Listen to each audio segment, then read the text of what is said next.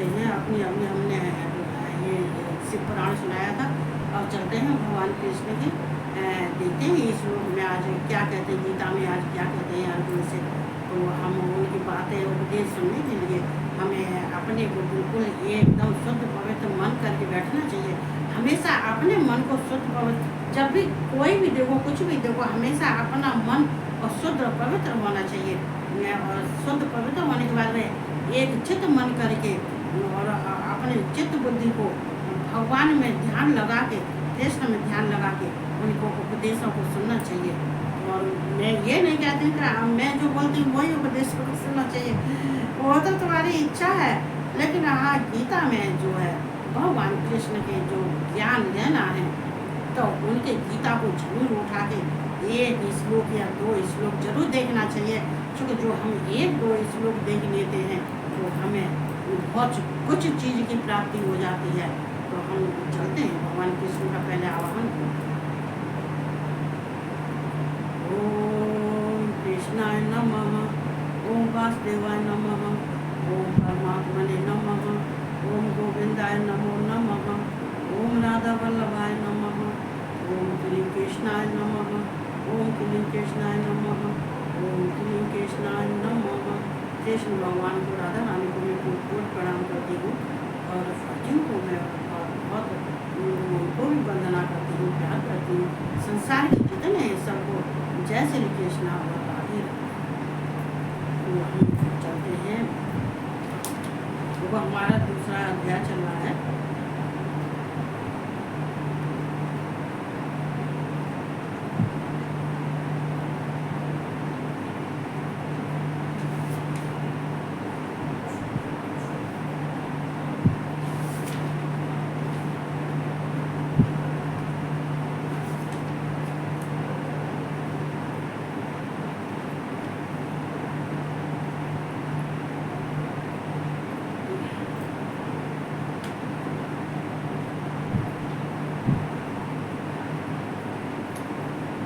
तान् सर्वान् संयम्य युक्त आसीत् मत्परः वसेह यस्य इंद्रियाणि तस्य प्रज्ञा प्रतिष्ठिता।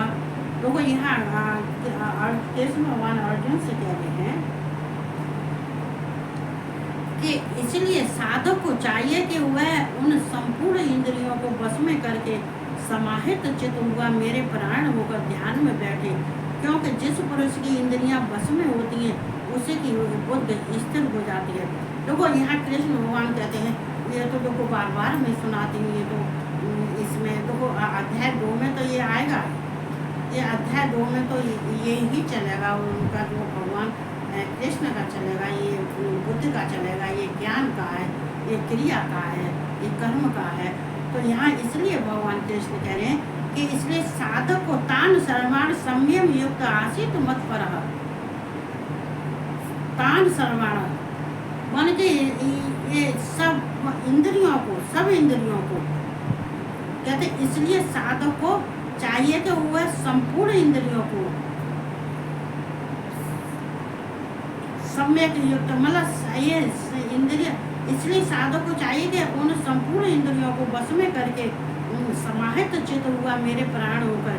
मतलब यहाँ कृष्ण का कहने का ये मतलब है क्या, जो साधक होते हैं, जो पूजा आराधना करते हैं, जो भगवान की प्राप्ति में लगे हुए हैं, तो अपनी संपूर्ण इंद्रियों को जो है वश में करके, हमारी जितनी मन बुद्धि और इंद्रियां हैं उनको वश में करके ये भगवत परायण होकर और ये मेरे एक चित्त होकर और ये समाहित, ये यहाँ पे है ना, यस्य इंद्रियां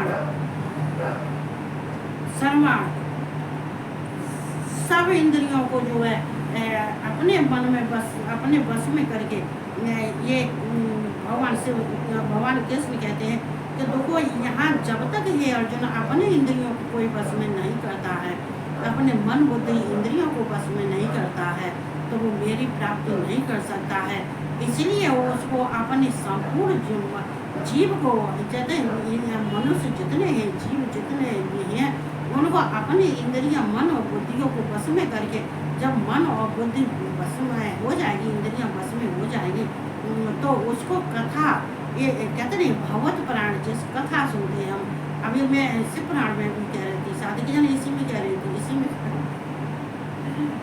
में कह रही थी कि देखो अगर हम अपने इंद्रियों को बस में करके और भगवान की हम कथा सुनते हैं, भगवत प्राण होते हैं, हम अपने चित्त बुद्धि को सही करके और समाहित यानी कि समाहित हो जाते हैं, मतलब समान अपनी बुद्धि को करके, अपने चित्त बुद्धि को अपने अंदर समाहित करके, तो हम ये कहते हैं ये कथा भागवत सुनते हैं, तो इसमें ये होगा मेरे प्राण होगा, और जो मेरे ही केवल मेरा ही ध्यान करके ये मुझ में ही सब कुछ समाहित करके और मेरे ही ध्यान में अगर रह के वो ये सब ध्यान में बैठता है, मेरे सब कुछ परायण कर देता है।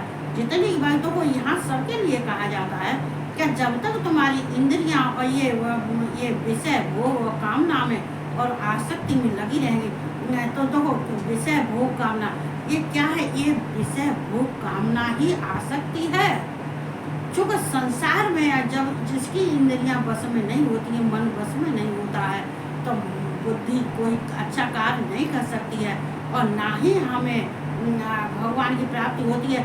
चूँकि ये भोगने के लिए, अपने भोग का आनंद लेने के लिए ये अपने सब हर एक चीज़ में उसकी आसक्ति हो जाती है कि धन है, दौलत है, पैसा है, बंगला है, गाड़ी, इसमें उसका समान चित्त रहता है और इसी को धीरे धीरे इसी में वो अपने को सोचता रहता है, ये सोचता रहता है। तो इसमें कहा है, इसमें सर्वाण संयम युक्त आसित मत पर बसे है यस्य इंद्रिय है तस्य प्रज्ञा प्रतिष्ठता।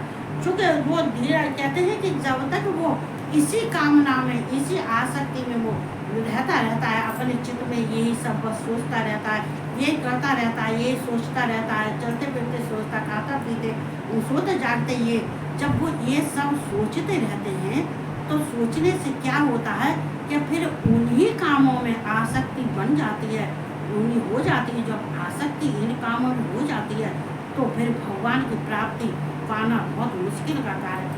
उस इंसान को भगवान की प्राप्ति नहीं हो सकती है। भगवान की तो इसलिए कृष्ण यहाँ कह रहे हैं कि सब कुछ मेरे में समाहित करके और चित्त बुद्धि को अपने को मुझ में लगा के मेरे परायण करके और ध्यान में बैठना चाहिए। चूँकि अगर ऐसे नहीं करेगा तो उसे ना ही मेरी प्राप्ति होगी, ना ही उसको मोक्ष की प्राप्ति होगी। क्योंकि जिस पुरुष की इंद्रियां बस में होती हैं उसकी बुद्धि स्थिर हो जाती है। कृष्ण यहाँ कह रहे हैं कि जिनकी, क्योंकि जिस पुरुष की इंद्रियां मन, जो इंद्रियां हैं, जो मन है, जो इधर उधर चलती फिरती हैं, ये स्थित नहीं होती हैं, ये चलायमान रहती हैं, तो और ना ही मुझे तो फिर वे इंद्रियां उनके बस में नहीं रहती हैं। जब इंद्रियां बस में नहीं रहेगी तो उसकी बुद्धि भी स्थिर, जब तक इंद्रियां बस में नहीं रहेगी तब तक ये बुद्धि भी स्थिर नहीं हो सकती है। देखो ये इंद्रियां मालूम है क्या है, ये 5 इंद्रियां, 5 कर्मेंद्रियां, देखो ये 5 ज्ञानेंद्रियां, 5 कर्मेंद्रियां, इनके 5 जो विषय इनके हैं ये, और फिर मन और बुद्धि अहंकार, ये सब जो है ना, जब मनुष्य के शरीर में ऐसे जहर जैसे विष होता है ना, विष, जब कहते हैं कि कोई विष जिसके शरीर में विष हो जाता है तो उसके शरीर में क्या होता है कि उसके शरीर में जहर घुल जाता है। ऐसे ये जहर होने वाली ये विषय विकार ये जहर घोलने वाले होते हैं। चूँकि मनुष्य के जन्म के इनके पुण्य खत्म करके इनके पाप के भागी हो जाते हैं और ना ही ये किसी योग में अपना ध्यान लगा पाते हैं और ना ही ये अच्छे कर्म कर सकते हैं, ना ही धर्म के मार्ग पर चलते हैं। चूँकि ये नहीं करने देती, जो 5 ज्ञानेंद्रियाँ, 5 कर्मेंद्रियाँ हैं, जो मन बुद्धि अहंकार, ये नहीं करने देते इंसान को। इसलिए इनको दूर कर देना चाहिए अपने से, अपने शरीर से इनको जो दूर कर देता है तो वो अपने जो भगवान की प्राप्ति कर सकता है। क्योंकि जब इंद्रियां बस में हो जाती हैं, ये सब बस में हो जाती हैं, तो मन में स्थिरता, वहीं पर मन स्थिर रहता है, नहीं तो और बुद्धि भी वहीं पर स्थिर रहती है, नहीं तो बुद्धि और मन चलायमान रहते हैं। चूँकि ये जो विषय विकार मनुष्य के जीवन को खाने वाले हैं, मनुष्य के जीवन को नष्ट कर देते हैं, मनुष्य के जीवन को ही नष्ट नहीं कर देते हैं। ये 7 जन्म, ये जो कहते हैं 7 पीढ़ी, 7 जन्म जो होते हैं, 7 पीढ़ी तक के जितने होते हैं, कहते हैं वो वंश के वंश खत्म हो जाते हैं। चूँकि जो शरीर छोड़ के चले गए हैं वो भी खत्म हुए हैं, वो भी अधोगति नहीं है, चूँकि उनका भी उत्थान नहीं हो रहा है। तो यहाँ कृष्ण समझाते हैं कि अपने इंद्रियों को वश में जो कर लेता है तो उसकी बुद्धि भी स्थिर हो जाती है। ध्यायतो विस्मयान पुंसः संगस्ते पुंसः जाय संगस्त जायते संगत सज्जायते कामः कामतो क्रोधो जायते तो संगात सज्जायते। संग, ये संग क्या है मैं अभी बता रही थी ना, जो मनुष्य ये मनुष्य का संग समूह, संग समूह सज्जायते, मतलब इनके जीवन में जो जे रहते हैं ये 5 ज्ञानेंद्रियाँ, 5 कर्मेंद्रियाँ, ये मन और बुद्धि अहंकार, इन्हीं को भगवान कृष्ण कहते हैं। ये कहते हैं ये संग, यही कहते हैं यही संग और समूह, इन्हीं को संग और समूह कहते हैं। विषयों का चिंतन करने वाले पुरुष की उन विषयों में आसक्त हो जाते हैं। जो विषयों का चिंतन करते हैं ना, जो काम, जिसके अंदर कामना के है, जिसके अंदर काम और मोह होता है और जो आसक्ति होती है, इन्हीं विषयों के बारे में सोचते, विषयों का चिंतन करने वाले यहाँ पर बोलिए करो। ध्यायते विषयान पुंसः संग स्ते पूस जायते। ध्यायते विषयान पुंसः, मतलब जो ये कृष्ण भगवान अर्जुन से कह रहे हैं कि विषयों का चिंतन करने वाले, विषयों का कौन सा चिंतन करने वाले, जो हमारे जो इंद्रियां हैं, जो काम, जो हमारे अंदर इंद्रियां हैं, मन और बुद्धि है, जो मन बुद्धि और जो इंद्रियां हैं, और ये ही हमारे आसक्ति बन जाती है। क्यों बन जाती है कि हम इसी के भोग के चिंतन में हम लगे रहते हैं। हमें ये करना है, हमें वो करना है, हमें धन मिलना है, हमें पैसा मिलना है, हमें ये आराम मिलना है, ये सुख मिलना है। चूँकि ये आदमी सोचता रहता है, क्यों सोचता रहता है? क्या उसको इन विषयों के नहीं मालूम कि ये विषय है, ये विष है। इनको हम जितना सोचते हैं, लेकिन इंसान चलते फिरते खाते पीते इन्हीं विषयों के बारे में सोचते हैं। जब हम किसी के बारे में हर समय सोचते रहते हैं तो हमारी बुद्धि कैसी हो जाती है? तो उन्हीं चीज़ों में, उन्हीं विषयों में मनुष्य की आसक्ति हो जाती है। हर एक इंसान की बात है ये, हर एक इंसान की, एक इंसान की बात नहीं है ना, कोई हो, चाहे देखो यहाँ हम अच्छे पुरुष की नहीं कह रहे, हम अच्छे पुरुष की भी कह रहे हैं, हम बुरे पुरुष की भी कह रहे हैं, हम सब की कह रहे हैं, हम एक की नहीं कह रहे हैं। तो देखो अगर योगी है, कोई साधक है, साधना कर रहा है और साधना करते करते उसको साधना के बारे में ही सोचता है, योग के बारे में ही सोचता है। योग मतलब परमात्मा। योग किसको कहते हैं? योग किसको लिए किया जाता है? योग कौन करते हैं? योग से कौन मिलते हैं? परमात्मा। योग कौन है? ये परमात्मा। जो परमात्मा के बारे में सोचता रहता है, जो योग करता है, तप करता है, ध्यान करता है, जो ये सब करता है, तो योगी की बात है यहाँ पे, गृहस्थ वाले की बात नहीं है। गृहस्थ वाले के लिए जो है वो मैं अलग बताऊंगी। तो ये क्या होता है कि ये इन्हीं भावों में रहते रहते एक दिन इतने सिद्ध हो जाते हैं, चूँकि इनके दिमाग में हर समय इनके यही विषय तो कोई सा हो सकता है। विषय का मतलब जो कोई हो सकता है, अच्छा विषय भी होता है, खराब विषय भी होता है।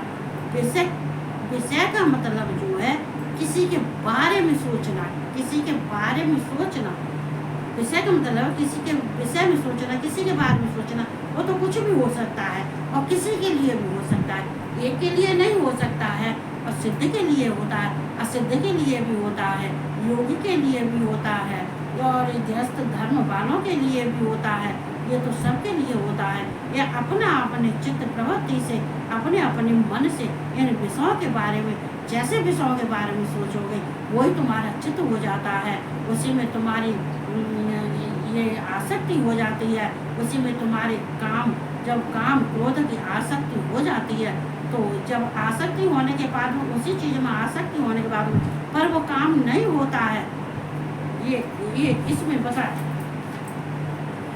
संगत सज्जायते काम है, कामात क्रोधो विजायते। जब तुम्हारा वो काम में तुम्हारी जो आसक्ति बढ़ जाती है, फिर ये सोचते सोचते, ये सारा काम करते करते, हम जो चलते फिरते जो करते हैं, उन्हीं विषयों को सोचते सोचते, उन्हीं विषयों में हमारी आसक्ति बढ़ जाती है, उन्हीं कामों में हमारी आसक्ति बढ़ जाती है, हमारी कामना उसी में बन जाती है। और हमारी जब हो जाने के बाद में, और जब वो कामना पूर्ण नहीं होती है, जो दिन भर सोचते, रात भर उसी विषय में सोचते, और जब पूर्ण नहीं होती है, नहीं होने के बाद में फिर क्या होता है, काम कामात क्रोध है। फिर हमें उस काम को न होने की वजह से फिर हमें क्रोध आ जाता है। तो यहाँ कृष्ण कहते हैं, आसक्ति से उन विषयों की कामना उत्पन्न होती है, आसक्ति से फिर उन्हीं कामना की उत्पत्ति होती है, वो ही हमारे मन में उपजते हैं, वही हमारे मन में रहते हैं, वही हमारी बुद्धि में रहते हैं, वही मन और बुद्धि में रहते हैं कि हमने ये काम करना, वो काम, ये तो सबके लिए लागू है। जैसा जो इंसान जैसा करता है उसमें उसकी विषय कामना हो जाती है, लेकिन आसक्ति उन विषयों की कामना उत्पन्न करती है, वही आसक्ति ऐसे ही कामना को उत्पन्न करती है। देखो यहाँ पे चलो कृष्ण भगवान कह रहे हैं, वो सही कह रहे हैं, लेकिन यहाँ पे चलो हम दूसरी तरह से हम लेते हैं, इसी प्रश्न को हम दूसरी तरह से ले लेते हैं।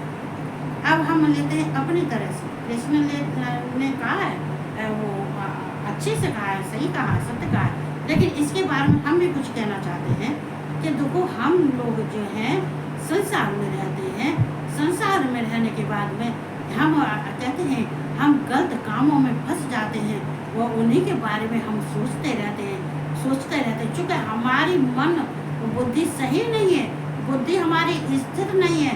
जब बुद्धि स्थिर नहीं है तो हमारा मन स्थिर कैसे रह सकता है? तो जब हमारे मन स्थिर नहीं रह सका तो हमारी इंद्रियां बस में कैसे रह सकती हैं? तो हमें इंद्रियों को बस में करके अपन मन बुद्धि को स्थिर करना चाहिए, और स्थिर करने के लिए हम भगवत स्वरूप को हमें देखना चाहिए, हमें तत्व से जानना चाहिए, और परमात्मा में हमें लीन होना चाहिए, तो वो तो अच्छा है। और अगर हम किसी गलत काम में लगे हैं और उसे काम में हम करते जाते हैं, आसक्ति बढ़ती जाती है, लेकिन वो काम तो हुआ नहीं। जब काम नहीं होता है, कामना में फंसे हुए व्यक्ति का काम नहीं होता है, न होने के बाद में उसके क्रोध उत्पन्न होता है, और क्रोध कहते हैं कामना में, और ये कामना उत्पन्न होती है और विरोध होता है, और कामना में विघ्न पड़ने से क्रोध उत्पन्न होता है। जो हमारे कामना, जब हमारी काम जो हमने सोचा, हम दिन रात जो सोचते हैं, वो हमारा विषय, जिस विषय में हम सोचते हैं वो विषय हमारे लिए आसक्ति बन गया, हमारे कामना काम क्रोध के हमारे अंदर ये विष की तरह से घुल गया है। ये हमारे जीवन को जैसे कैसे लकड़ी में कोई घुन लग जाता है, दीमक लग जाती है, तो दीमक क्या करती है, वो लकड़ी को खा जाती है। ऐसे ही मनुष्य के जीवन में जब गलत काम जो है उसके विषय विकार जो फंस जाते हैं, उनमें आसक्ति हो जाती है, और फिर वो कार्य पूरे नहीं होते, उनमें जब विघ्न आ जाते हैं। चूँकि विघ्न क्यों आएंगे? अच्छा ये सोचो, विघ्न क्यों आते हैं? चूँकि भगवान का कार्य करोगे, तो तुम्हारे जब भगवान का कार्य करोगे, भगवान में ध्यान लगाओगे, और भगवत स्वरूप का ध्यान करोगे, और भगवत प्राप्ति के लिए हमें उनके स्वरूप का ध्यान करते हैं, हम उनका चिंतन और मनन करते हैं, तो हम भगवान को प्राप्त करते हैं। और अगर भगवान की प्राप्ति के लिए हमें कोई विघ्न बाधा आ जाती है, तो हमारे भगवान, हमारे कृष्ण उसको दूर करते हैं। लेकिन जो गलत काम को कर रहा है, जो गलत विषयों में वो जो उनके बारे में सोचता है और गलत कार्य कर रहा है, लेकिन गलत कार्य में भगवान तो साथ नहीं देते हैं। भगवान की तो छोड़ो, कोई इंसान भी साथ नहीं देता है, इंसान साथ देता है, इंसान साथ वो देता है जो उस जैसा ही होता है, जो भगवत प्राप्ति भगवत मार्ग से अलग होता है, वो इंसान को उसको ऐसा होता है। लेकिन ऐसे में तो विघ्न आते हैं, और जब विघ्न आते हैं, काम नहीं होता है, तो क्रोध उत्पन्न होता है, और क्रोध उत्पन्न होता है तो ये जिसका जीवन भी नष्ट हो जाता है। चूँकि क्रोध जीवन कहते हैं, क्रोध मनुष्य के जीवन को नष्ट कर देता है, उसकी शक्ति और ऊर्जा को नष्ट कर देता है। तो यहाँ भगवान कृष्ण ये अर्जुन को समझा रही है, अर्जुन तेरे अंदर ऐसा कुछ भी नहीं है, इसलिए तू संसार के बारे में मत सोच, तू अपने बारे में सोच, तू उन विषयों के बारे में सोच जो तुझे करना है, जो तेरे लिए जरूरी आवश्यक कार्य है, उस कार्य के विषय में तू सोच, और ऐसे गलत कार्य के विषय में तू ना ही सोच, ना ही चिंतन कर, और मत सोच चूँकि तू सबसे अलग है, संसार से अलग है। तो ये कहते हुए इसलिए हमें भगवान कृष्ण का ज्ञान लेते रहना चाहिए, जिससे कि हमारे जीवन में कोई बाधा नहीं आवे, कोई विघ्न ना आवे, हमारे कार्यों में कोई विघ्न बाधा नहीं आए। इसलिए हमें भी भगवान कृष्ण का ध्यान करते रहना चाहिए। इतना ही कहते हुए सब अच्छे से रहो, और जहाँ ज्ञान मिला वहाँ ज्ञान की प्राप्ति करना जो है, क्योंकि संसार में जो हो रहा है उससे तुम बच जाओगे। जो संसार में जो हो रहा है, अगर तुम भगवान के मार्ग पर चल पड़ोगे तो बच जाओगे। तो यही कहते हुए सबको जय श्री कृष्ण, राधे राधे, और सबको गुड नाइट।